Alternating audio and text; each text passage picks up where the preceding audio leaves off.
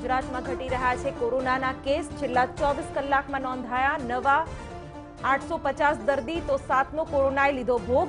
દર્દીઓના સાજા થવાનો દર 93.91%।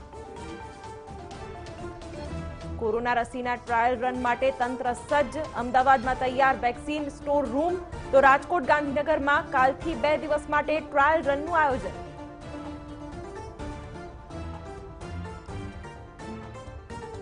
કોરોના વેક્સિન માટે ચીનની સિરિંજ મુદ્દે નીતિન પટેલે આપી તપાસની બાહેધરી। કહું, ભારત બનાવટની જ સિરિંજ વપરાય તે જ યોગ્ય।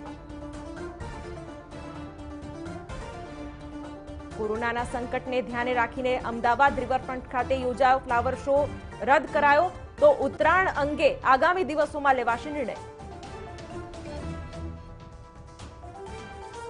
અરવલ્લીના બાયડમાં ફરી દીપડો દેખાતા લોકોમાં ભય। દીપડા સાથે તેનું બચ્ચું પણ હોવાનું અનુમાન।